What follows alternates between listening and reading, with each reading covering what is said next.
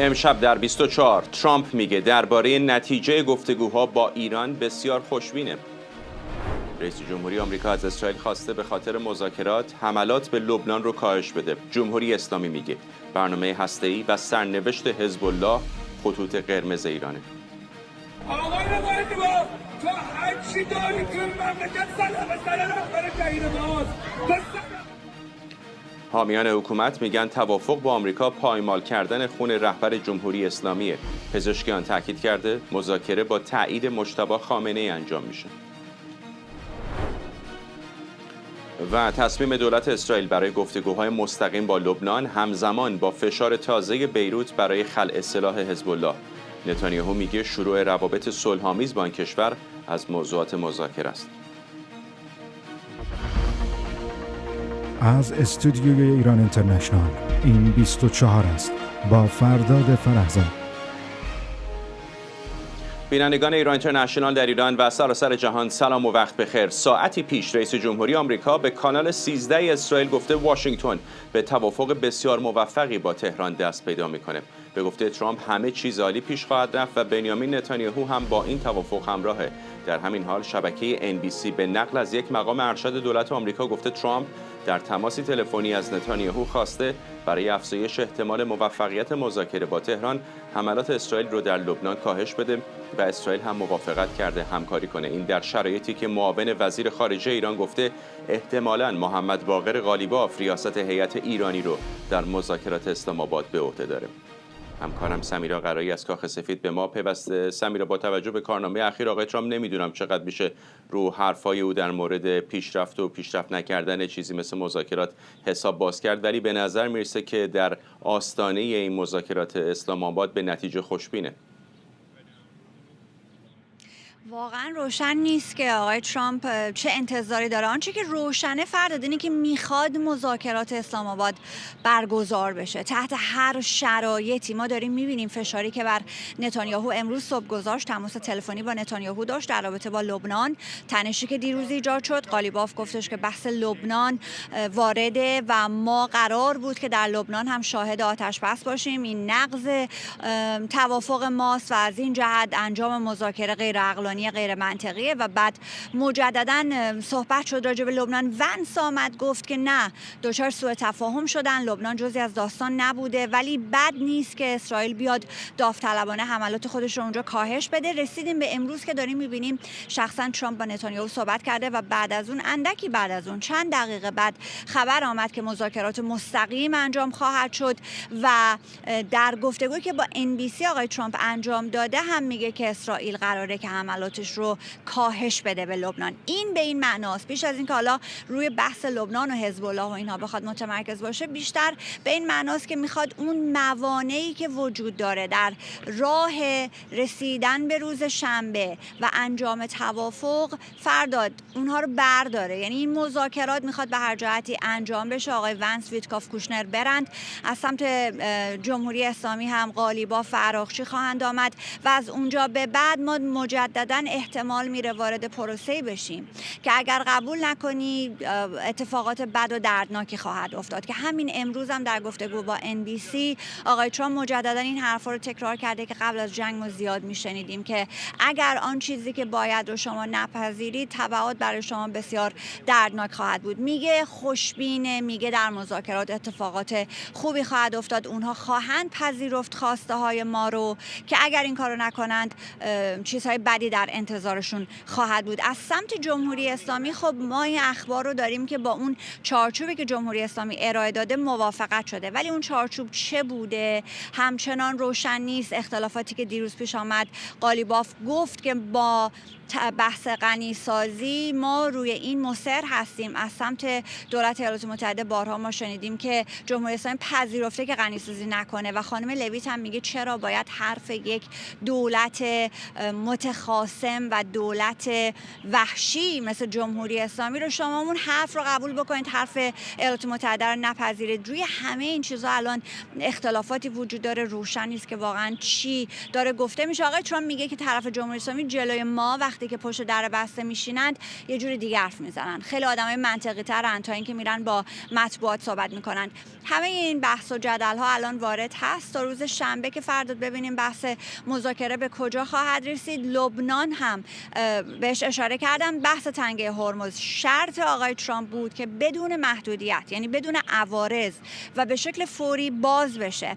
این اتفاق هنوز به تمامی گزارش نشده. اون مسیر همیشگی که هر تانکری که بخواد عبور بکنه اون گزارش نشده که هر تانکری الان از اون مسیر داره رد میشه. مسیر دیگری است که جمهوری اسلامی تانکرها رو هدایت میکنه و اون تانکرها هم گفته میشه که از برخی در قالب رمز ارز پول گرفته شده. 11 تا تانکری که روز گذشته اعلام شد که عبور کردن، 4 تاشون مال خود جمهوری اسلامی بوده، یعنی با پرچم جمهوری اسلامی عبور کرده. یعنی بحث تنگه و هرمز هم هنوز اون شرط اساسی که آقای ترامپ گذاشته بود هنوز برآورده نشده، ولی با این همه ما به دل روز شنبه خواهیم رفت و مذاکرات به این خاطر که آقای ترامپ مایل هست انجام خواهد شد.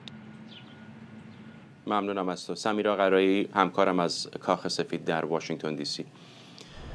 در فاصله 2 روز مانده به مذاکره آمریکا و جمهوری اسلامی، ساعتی پیش براد کوپر فرمانده سنتکام تاکید کرد جمهوری اسلامی به گفته او یک شکست نظامی تاریخی را متحمل شده و آمریکا و اسرائیل به صورت سیستماتیک توانایی تهران برای انجام عملیات نظامی گسترده را برای سالها از بین بردند. دریا سالار رابرت هاروارد، معاون سابق فرمانده سنتکام و از فرماندهان پیشین نیروهای ویژه دریایی و عضو پروژه سیاستگذاری ایران در اندیشکده جینسا، از استودیوی ما در واشنگتن به ما پیوسته. دریا سالار، ممنونم که دعوت ما رو پذیرفتید. بعد از جنگ 12 روزه طرف ایرانی به آمریکایی‌ها در مذاکرات گفته بود آنچه را که در جنگ به دست نیاوردید در مذاکره به دست نخواهید آورد.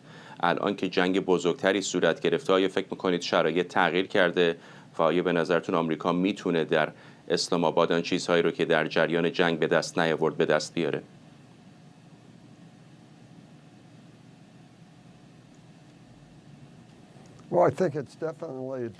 فکر میکنم قطعا وضعیت متفاوتی است. آمریکا الان خیلی قوی تر هست و این نجات دادن 2 هوانورد ایران هم قابلیت گواه دیگری است بر اینکه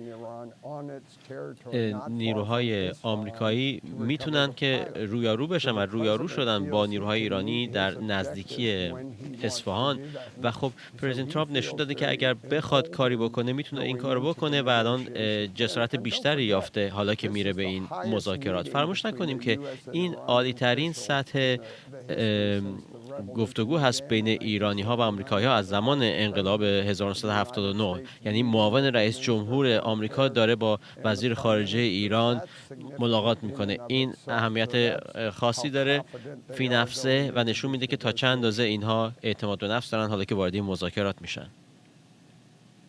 یک سلاح جدیدی که به نظر جمهوری اسلامی بعد از جنگ الان به دست آورده تنگه هرمز هست، چیزی که تا قبل از جنگ حداقل لفظی ازش یاد میکرد ولی هرگز به صورت عملیاتی ازش استفاده نکرده بود. چقدر به نظرتون این معادله رو پیچیده میکنه، چه در میز مذاکرات چه برای احتمالاً رویارویی بعدی؟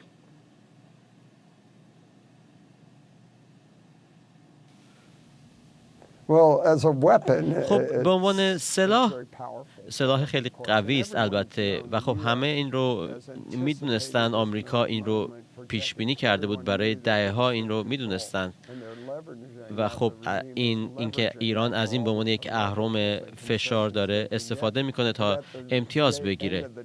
ولی خب در نهایت امر این یک شرط غیر قابل قبول هست، نه فقط برای آمریکا بلکه برای همه کشورهای غرب که به این آبراهه برای اقتصاد خودشون اتکا دارن. شاهد افزایش قیمت‌ها هستیم، بنابراین این کار اونها بی سابقه است، اما پیش بینی میشد. ولی خب در خاتمه این مذاکرات به واقع باید که تضمین بشه که تجارت و کشتیرانی از طریق این تنگه بدون مانع ادامه خواهد داشت. این از نظر این دولت آمریکا قابل مذاکره نیست، یعنی جریان بی‌مانع کالاها و کشتیرانی آزاد باید از طریق تنگه هرمز ادامه پیدا کنه و ایرانی هم این رو میدونن. دریا سالار، به نظر میرسه دریایی فاصله هست بین خواسته های طرف آمریکایی و ایرانی. همین الان هم در آستانه مذاکرات بسیاری میگن بسیار شکننده است این آتش بس. برآورد شما چه هست؟ چقدر به نظرتون شانس داره یا 2 هفته دیگه دوباره رویارویی از سر گرفته میشه؟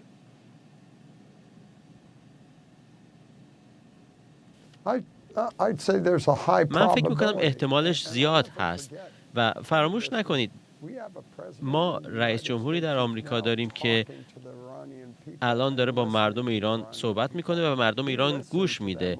او وقتی که اونها شورش کردن، قیام کردن و هزاران نفر از اونها قتل عام شدن، با اونها صحبت کرد و به اونها گفت که کمک در راهه و حالا کمک از راه رسیده. بنابراین باید که مواظب باشه که خواسته ها و اهداف مردم ایران هم برقرار بشن، که دولتی بر کار نباشه، بر سر کار نمونه که جمهوری اسلامی رو به اونها تحمیل کنه و اونها بتونن که به آزادی و حقوق خودشون و حق خودشون برای رسیدن به خوشبختی و سعادت برسن. بنابراین پرزیدنت ترامپ داره به مردم ایران گوش میده و با این صحبت‌های خودش تا حدی پاسخگو شده به مردم ایران. و حالا اینکه این مذاکرات چطور انجام میشه باید که این رو هم لحاظ کنه و شامل بشه. ولی در همین رابطه که صحبت میکنید الان تردیدها هم در ایران کم نیست. هم از یه طرف خیلی ها میبینن جمهوری اسلامی دست کم از زعم بسیاری از آن چیزی که پیش بینی میشد بیشتر مقاومت کرده. بعضی از حرفهای رئیس جمهوری ایالات متحده هم چندان به خصوص به نیروهای ملیگرا در ایران کمک نکرده، مثل اینکه ایران رو به عصر حجر باز خواهیم گردوند یا یک تمدن رو به طور کامل نابود میکنیم. خب حرفایی نیستش که به گوش ایرانیان خیلی خوشایند باشه. چقدر فکر میکنید این شرایط رو پیچیده کرده و واقعا الان در شرایط فعلی چقدر شانس وجود داره هنوز برای معترضان که بتونن با تضعیف شدن حکومت سعی بکنن که اون رو سرنگون کنن؟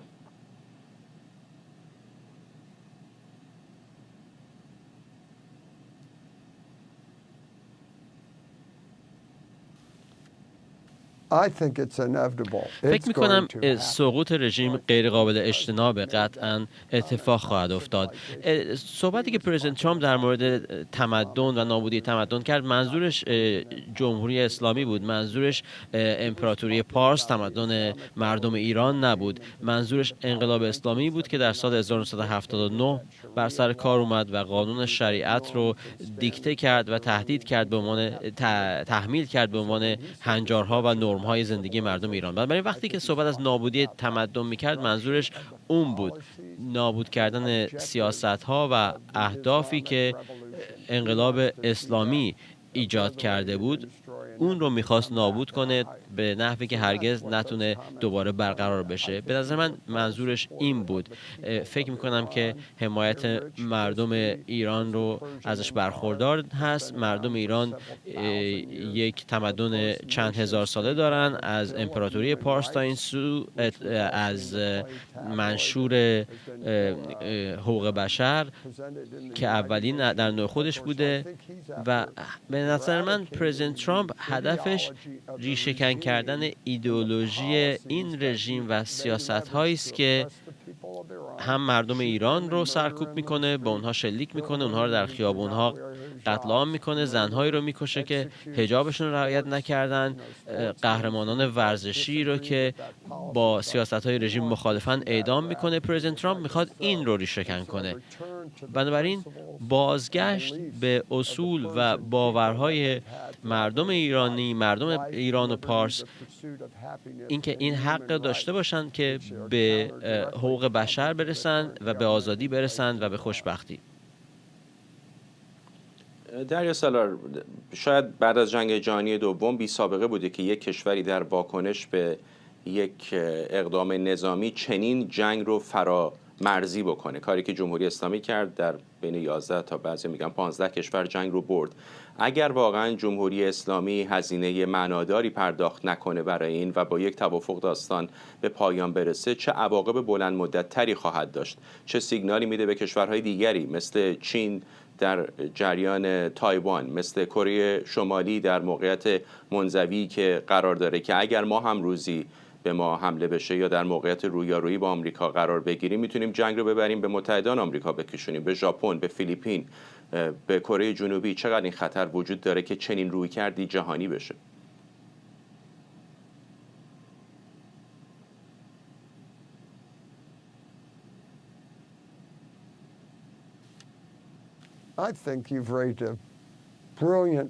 من فکر میکنم شما یک نکته بسیار خوبی رو بهش اشاره میکنید.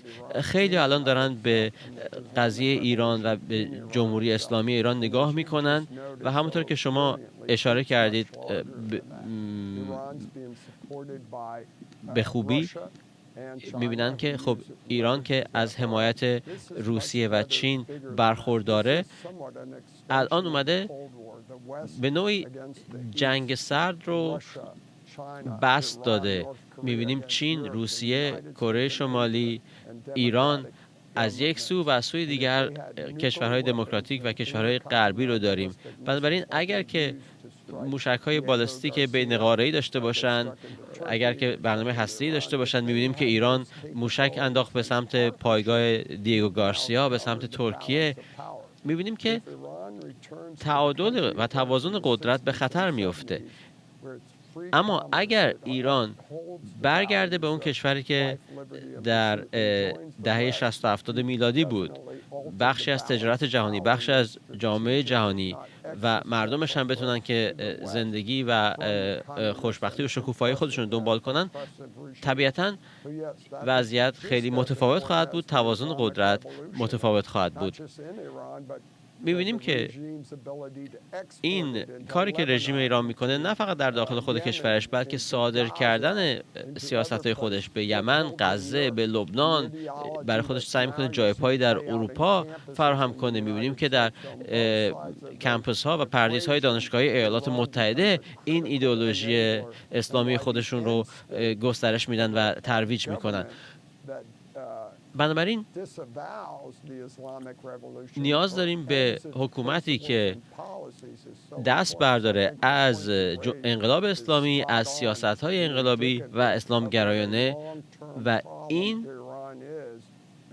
وضعیت کنونی نشون میده که ایران برای بلند مدت یک مشکل بوده و تغییر این وضعیت یک شرط ضروری است برای ثبات و صلح بلند مدت در منطقه و مهمتر از همه برای شکوفایی و سعادت مردم ایران. اون ابزارها و دارایی‌هایی که استفاده می‌کنن برای صادر کردن تروریسم و هرج و مرج، ازشون استفاده خواهد شد برای اینکه ایران رو دوباره تبدیل کنن به ملت بزرگی که بود و دوباره چنین خواهد بود در آینده. در سالار، چون به دهه 60 و 70 میلادی و دوران زمامداری شاه اشاره کردید، بعد برای بیننده‌هامون اشاره بکنم که شما هم دوران نوجوانیتون رو اتفاقا در ایران سپری کردید و فارغ التحصیل مدرسه آمریکایی تهران هستید. ممنونم از شما دریا سالار. رابرت هاروارد، معاون سابق فرمانده سنتکام و از فرماندهان پیشین نیروهای ویژه دریایی و عضو پروژه سیاستگذاری ایران در اندیشکده جینسا. در آستانه مذاکرات تهران و واشنگتن، کانال تلگرام مجتبی خامنه‌ای در پیامی منتسب به او گفته تا این لحظه از جنگ هواداران جمهوری اسلامی پیروز بودند. در این نوشته تاکید شده نباید با اعلام مذاکرات تصور بشه حضور طرفداران حکومت در خیابان‌ها لازم نیست. در همین حال غلام حسین محسنی اژه‌ای، رئیس قوه قضاییه، در اکس نوشته هیچ اعتمادی به کسانی که صحبت از مذاکره می‌کنند نیست. همزمان اما مسعود پزشکیان تاکید کرده این مذاکره با تایید مجتبی خامنه‌ای گرفته شده. رئیس سازمان انرژی اتمی ایران هم گفته آمریکا آرزوی محدود کردن برنامه هسته‌ای رو به گور میبره. کسی که تقاضای آتش بس میکنه مستاصل شده. ما تقاضای آتش بس نکردن نیروهای مسلح ما. کشور ما کشور قدرتمندیه، کشور آبرومندیه، کشور داره تمدن، مردم با صلابت و با عزت نفس داره. این مردم رو کسی نمیتونه مرغوب بکنه و تسلیم بکنه. ببین صحیح خیال باطل. آیت الله سید مصطفی خامنه‌ای هم پرچمدار همین مکتب، همین راه و مسیح نهضت ادامه دادن. جمشید برزگر، روزنامه‌نگار و تحلیلگر سیاسی از تورنتو به ما پیوسته. آقای برزگر، مقامات جمهوری اسلامی میگن همچنان پای موضع هستند سر برنامه هسته‌ای، چیزی که به نظر میرسه گره اصلی اصلا اختلافات ایران و آمریکا با اسرائیل بوده که چند بار کشور رو به جنگ و مذاکره کشانده. آیا فکر میکنید که در اسلام آباد میتونن واقعا بدون رسیدن به یک توافق هسته‌ای طرفین میز رو ترک بکنن و بگن به توافق رسیدیم؟ بله، با سلام به شما آقای فرهزاد. ببینید، واقعیت امر این هستش که علیرغم کشته شدن علی خامنه‌ای و بسیاری از مقام‌ها و فرماندهان ارشدی که در تمام چند دهه گذشته سیاست‌گذاری‌های اصلی رو از جمله در زمینه برنامه هسته‌ای و نحوه تعامل و مذاکره با غرب و مخصوصا آمریکا داشتن کشته شدن و الان نیستن، اما اون روش ها و اون در واقع منش ها کاملا در جمهوری اسلامی نهادینه شده. شما میبینید درست مثل اتفاقی که بعد از جنگ 12 روزه افتاد، علیرغم همه آسیب هایی که به جمهوری اسلامی وارد شد، رهبران جمهوری اسلامی از پیروزی سخن گفتن. امروز هم همینطور. تنها علتی هم که در واقع اونها از این پیروزی صحبت میکنن این هست که به طور کامل نابود نشدن، بقای خودشون رو عین پیروزی قلمداد میکنن. اگرچه در طرف مقابل هم همونطور که اشاره کردید، هم آقای ترامپ، هم وزیر جنگ دولت آمریکا، هم فرمانده سنتکام با اشاره به دستاوردهای نظامی خودشون از پیروزی بزرگ خودشون بر جمهوری اسلامی صحبت کردن. وضعیتی که الان حاکم هست در واقع تلاش برای مهار افکار عمومی در داخل ایران هست، یعنی جمهوری اسلامی پذیرفته پای میز مذاکره ای بره که طرف مقابل مشخص کرده، به صراحت این رو مشخص کرده که خواهان چیزی جز تسلیم جمهوری اسلامی نیست، از جمله در زمینه غنیسازی اورانیوم که آمریکا گفته باید به صفر برسه و اون در واقع بیش از 400 کیلوگرم مواد این اورانیوم غنیسازی شده تا 60% رو هم تحویل بده. اینها و در کنارشون مسئله جدیدی که الان به وجود اومده، باز شدن تنگه هرمز، اینها شروطی است که آمریکا مطرح کرده. حتی جی ونس معاون رئیس جمهوری آمریکا که شاید ارشدترین چهره مخالف حمله نظامی به جمهوری اسلامی بود، بر این نکته کاملا تاکید کرده که آمریکا چیزی جز غنیسازی صفر رو نمیپذیره. بنابراین جدا از صحبت‌های تبلیغاتی که بیشتر مخاطبان خود هواداران جمهوری اسلامی در داخل رو هدف قرار گرفته، باید دید که آیا میتوانند همون شکل از مذاکرات و وقت‌کشی ها رو ادامه بدن که در گذشته پیش می‌بردن، یا با حضور و تداوم حضور نیروهای نظامی آمریکا که آقای ترامپ بر اون تاکید کرده، این بار ناگزیر به دادن امتیازهای واقعی خواهند شد. آقای برزگر لطفاً با هم بمونید، میخوام ویدئویی از صحبت یکی از حامیان جمهوری اسلامی در یکی از همین تجمعات حکومتی رو پخش کنیم که در همین صحبت‌ها با هشدار به قالیباف میگه لعنت بر او اگر خون رهبر جمهوری اسلامی رو در این مذاکرات پایمال کنه. امروز دوباره خبر اومده تایید شده آقای قالیباف وجود رفته اسلام آباد مذاکره. آقای قالیباف تو هر چی داری تو مملکت سر رهبر شهید ماست، تو صدق خون آقای ما بودی، یعنی لعنت به تو اگر بخوای خون آقای ما رو پایمال. متاسفانه ارتباطمون در حین همین پخش فایل صوتی با جمشید برزگر قطع شده. اگر بتونیم در ادامه به او باز خواهیم گشت.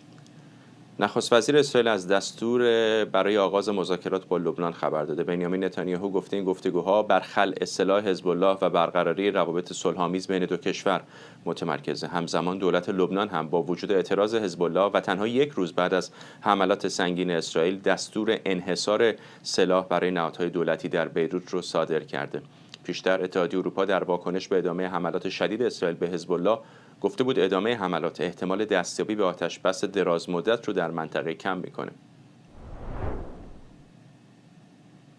علی سعدزاده تحلیلگر مسائل خاورمیانه از فرانکفورت به ما پیوسته. آقای سعدزاده، از یه طرف اسرائیلی‌ها در موقعیت نسبتاً خوبی هستند با تضعیف حزب الله، با حمایت نسبی هرچند غیر مستقیم دولت از اقدامات اونها، چون هم مشکلات خودشون رو با حزب الله دارن، ولی از طرف دیگه این آتش‌بس ایران و ایالات متحده داره کمک میکنه به حزب الله، چون به نظر میرسه واشنگتن داره به اسرائیل فشار میاره که اونها هم حملاتشون رو کم بکنن.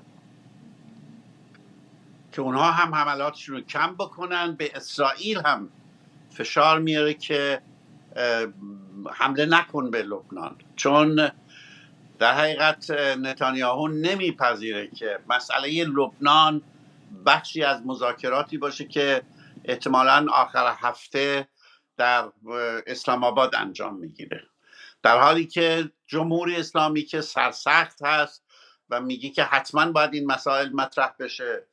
ظاهرا نخست وزیر پاکستان هم گفته که لبنان جزئی از این مذاکرات هست، یعنی آتش بس شامل لبنان هم میشه. ولی نتانیاهو نمیپذیره، آمریکا هم نمیپذیره. ولی دیشب جدی ونس که در مجارستان بود یه چیز جالبی گفتش که ما سعی میکنیم به نتانیاهو بگیم که لااقل در مدت زمانی که ما داریم در اسلام آباد بحث میکنیم، مذاکره میکنیم، حمله نکنه به لبنان. ولی اسرائیل ظاهراً اصولاً با مسئله آتشبس با ایران مشکل داره، نتانیاهو شخصاً، و به همین علت هم هست که این حمله عجیب رو به لبنان کرده، چون یکی از شدیدترین حملات اسرائیل به لبنان بوده. نزدیکی به 300 بالای 300 نفر کشته شدن، نزدیکی به 1000 نفر زخمی شدن. ظاهرا از بمب‌های بسیار سنگینی استفاده شده شبیه همون بمبایی که حسن نصرالله رو کشتن. و ظاهرا میخواد نتانیاهو به ایران، به جهان بفهماند که مسئله لبنانی مسئله جداگانه است و جنگی است جداگانه، و همین علت ادامه میده. ولی این خبری رو که شما خوندید یک خبر تاریخی اگر این اتفاق بیفته، یعنی واقعا اگر دولت لبنان و دولت اسرائیل رسما وارد مذاکره بشن، شاید در اثر فشار این حملات ما با یک صحنه سیاسی خیلی خیلی جدیدی در دنیای عرب روبرو خواهیم بود. و نتانیاهو اعلام کرده که احتمال داره پایان این صحبت ها نه تنها به خلع سلاح حزب الله بیانجامه، بلکه به رابطه سیاسی بین لبنان و اسرائیل منجر بشه. و این چیزیست که کم یا بیش قبلا دولت لبنان هم به دولت اسرائیل گفته بود. یعنی حتی خود دولت لبنان پیشنهاد کرده بود که ما حاضریم با شما مذاکره کنیم، شما حمله نکنید فعلا و بگذارید که کار ما پیش بره، ما خودمون بریم دنبال خلع سلاح حزب الله. ولی نتانیاهو عجله داشت. نتانیاهو سرعتی که دولت لبنان انجام میداد کافی نبود برش، و همین علت هست که در امتداد با جنگ با ایران حتی نیروهای زمینیش وارد حزب الله وارد لبنان شدن و یک منطقه حائل بزرگی، یعنی تقریبا تمام جنوب رودخانه لیتانی رو اشغال کردن. به ساکنین سابق این مناطق هم گفتن دیگه شما حق ندارید برگردید به اینجا. و در سایه این فشارها هست که دولت لبنان داره وارد به اصطلاح ارتباط سیاسی و مذاکره سیاسی با دولت اسرائیل میشه. اگر این مذاکرات دو تا کار انجام بده، یعنی به دو هدف برسه، یک اینکه پایان بده به حملات دائم اسرائیل به لبنان، دو اینکه موفق بشه خلع سلاح حزب الله رو هم انجام بده که اسرائیل گفته من حاضرم کمک بکنم به شما در این زمینه. بعد رابطه سیاسی بین لبنان و اسرائیل آغاز خواهد شد و این یک قدم بزرگی است، شبیه اون چیزی که مثلا فرض کنید ما در ایجاد ارتباط بین اسرائیل و امارات متحده عربی یا بحرین دیدیم. به هر حال این خبر بسیار بسیار مهمی است. حالا اینکه خود نتانیاهو پس از مدت‌ها به اصطلاح رد کردن این پیشنهاد دولت لبنان الان خودش آمده و این رو میگه که من به اعضای کابینم دستور دادم که برید با دولت لبنان برقرار کنید، شاید در اثر انتقادات بیش از حد نیست که به نتانیاهو شده. اتحادیه اروپا انتقاد کرده، دولت آلمان رو انتقاد کرده، خانم کالاس که در عربستان سعودی بود، هماهنگ کننده سیاست خارجی اتحادیه اروپا، صراحتاً گفته این کار نتانیاهو، یعنی این حملات نتانیاهو باعث در حقیقت به شکست انجامیدن این مذاکرات آتشبسی است یا مذاکرات صلحی است که میخواد با ایران در اسلام آباد برگزار بشه. ولی دو نکته آقای سعدزاده، یکی در مورد همین مذاکرات مستقیم که میبینم خیلی ها دارن در موردش الان حرف میزنن که چقدر کم سابقه و بی سابقه هست. به یاد داریم اگر اشتباه نکنم 2021-22 بود، اسرائیلی ها و لبنانی ها مذاکرات مستقیمی داشتن سر اختلافات دریایی در مدیترانه، سر اون منابع گازی کاریش اگر اشتباه نکنم، که بالاخره اون موقع مستقیما صحبت کرده بودن. مقایسه کردید شما لبنان رو با امارات متحده عربی، ولی میدونید پیچیدگی‌های بسیار بیشتری داره لبنان. حزب الله اگر واقعا به طور کامل نابود نشه، چقدر ممکن هستش عادی سازی رابطه کشوری مثل لبنان که چندین بار سابقه رویارویی داره با اسرائیل، حتی کشورهای دیگری در منطقه مثل سوریه و عربستان سعودی که روابط خصمانه هم ندارن، یا عمان یا کویت هم به این راحتی ها عادی سازی نکردند و نمیکنن هنوز با اسرائیل، چه برسه به لبنانی که اینقدر موضوعات پیچیده داره با اسرائیل. ما در لبنان یه دولتی داریم، دولت مسیحی آقای عون، و یه نخست وزیری داریم آقای نواب که به شدت مخالف حزب الله هستن. حرف شما درسته، حزب الله از جامعه لبنان قابل حذف نیست.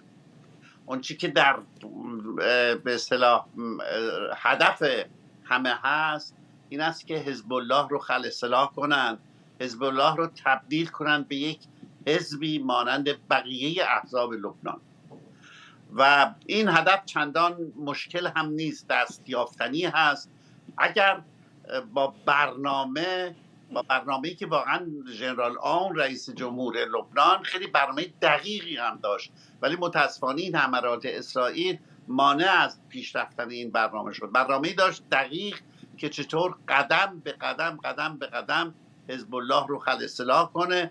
در این راه آون اکثریت جامعه لبنان رو هم داشت. اگر حزب الله تبدیل به یک حزب سیاسی بشه در لبنان، بقیه احزاب موافق هستند، یعنی احزاب عرب موافقن، احزاب مسیحی موافقن، حتی عمل موافقه، و من تصور میکنم که حزب الله تحت شرایطی مجبور هست هم موافقت بکنه. اتفاقا شرایط سیاسی و روانی پس از به اصطلاح شدن حزب الله در لبنان بیشتر، علیرغم این اختلافات به اصطلاح زیادی که بوده با لبنان، تا فرض کنید تا کویت، چون اتمسفر سیاسی لبنان یک اتمسفر خاصی هست. یک کشوری هست که در این حال عده مسیحی بسیار با نفوذ داره، دروزی‌های با نفوذ داره، حتی حزب عمل هم به اون رادیکالی دیگران نیست. این است که می شود تصور کرد که نزدیک به اکثریت جامعه لبنان، اگر اون پیش شرط بسیار مهم، یعنی خلع سلاح حزب الله صورت بگیره و حزب الله تبدیل به یک حزب عادی بشه، اکثریت توافق دارن با ایجاد ارتباط، چون با زندگی روزمرهشون رابطه داره، چون اصلا یک حال و هوای دیگری در لبنان مطرح فرض کنید تا در سوریه. ممنونم از شما علی سعدزاده، تحلیلگر مسائل خاورمیانه از فرانکفورت.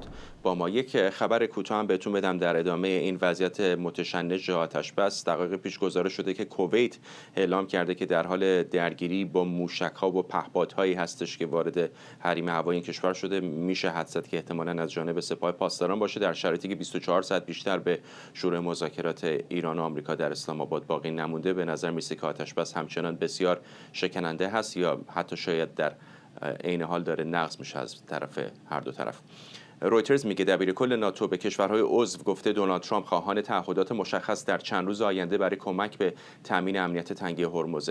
ساعتی پیش هم مارک روته در نشستی در واشنگتن از پیشنهاد دولت بریتانیا برای تشکیل یک ائتلاف بین‌المللی برای برقراری امنیت کشتیرانی در منطقه خبر داده.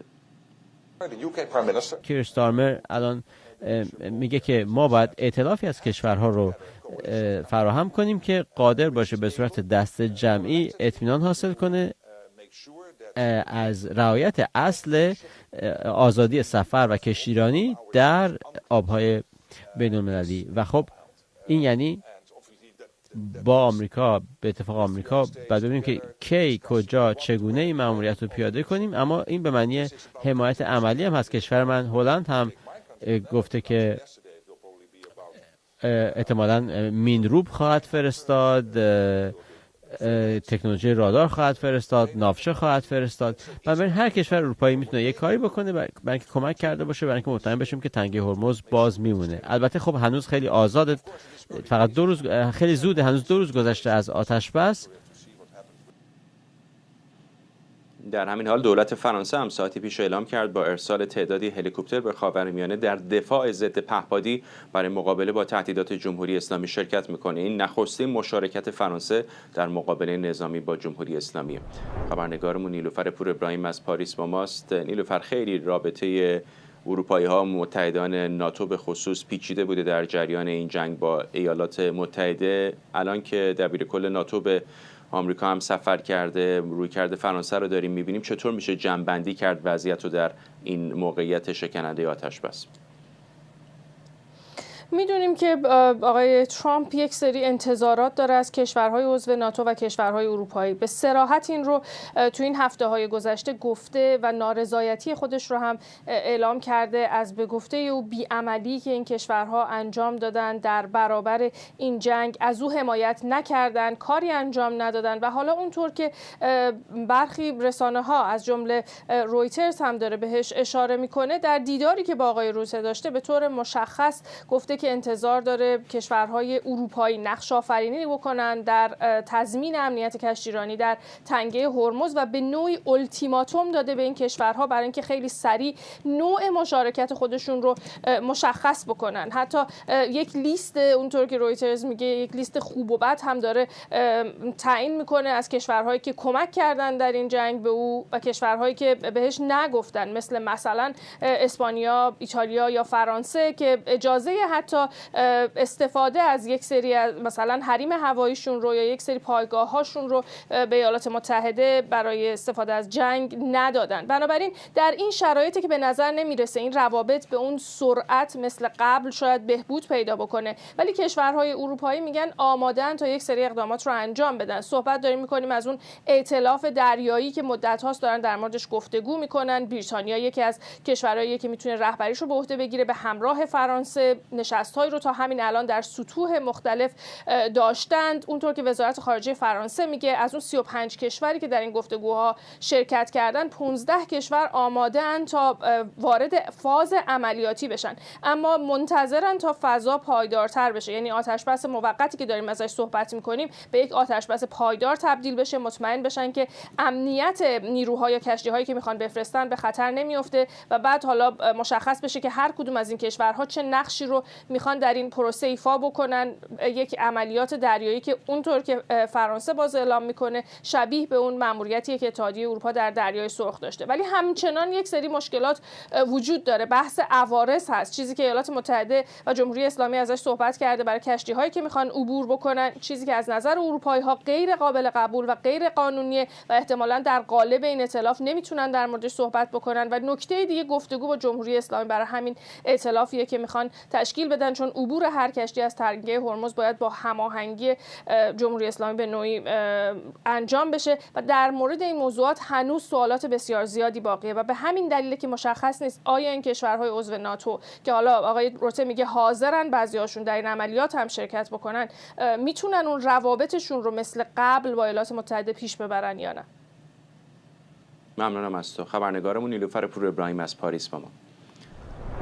فرزین ندیمی، پژوهشگر ارشد امور دفاعی و امنیتی در مؤسسه واشنگتن از همین شهر به ما پیوسته. آقای ندیمی، اصولاً اصلا باز کردن تنگه هرمز چقدر راه حل نظامی داره؟ چون ما در مورد دزدان دریایی سومالی که صحبت نمی‌کنیم، در مورد یک حکومت مستقری صحبت می‌کنیم که یک فاصله بسیار نزدیکی داره با این آبراه مهم و اگر بخواد، اگر عزمش رو جذب کنه و نشون هم داده در جریان این جنگ میتونه ناامن بکنه این آبراه رو. آیا واقعا راهکار نظامی وجود داره که ناتو و متحدان اروپایی حتی کشورهای حاشیه خلیج فارس بتونن کمک بکنن که در جریان یک درگیری با جمهوری اسلامی این آبراه همچنان باز بمونه؟ خب ناامن کردن که فراتر از اون میتونه به طور کامل کنترل این آبراه به دست بگیره صرفا به دلایل جغرافیایی خاطر اینکه تمام سواحل شمالی دست ایران هست، جزایر متعلق به ایران هست و طبیعتاً میتونه کنترل خودش رو بر تنگه هرمز داشته باشه، هرچند که اون کریدورهای بین‌المللی در داخل آبهای عمان بوده، ولی الان ما میبینیم که خیلی راحت اومدن کریدورهای جایگزین تعریف کردن در آبهای ایران، در شمال و جنوب جزیره لارک و یک محدوده ناامن و خطرناک به وجود آوردن درست در منطقه کریدورهای بین‌المللی در آبهای عمان و شایعه کردن که اینجا ممکنه مینگذاری شده باشه. یعنی همونقدر که کافی هست که شرکت‌های کشتیرانی رو از استفاده از اون مسیرها بازداری بکنه. ولی اون چیزی که ایالات متحده انتظار داره طبیعتاً این هستش که کشورهای اروپایی و کشورهایی که استفاده میکنن از آبراه تنگه هرمز در به دست گرفتن کنترل این آبراه نقش داشته باشن و طبیعتاً این انتظاری که آمریکا داره انتظار نظامی هست و نه تنها انتظار نظامی که بتونه در صورت لزوم استفاده بکنه از یک توان نظامی که هم به هیچ وجه فکر نمی‌کنم که کشورهای اروپایی در چنین موقعیتی خودشون رو ببینن. ایالات متحده به تنهایی میتونه این کارو بکنه.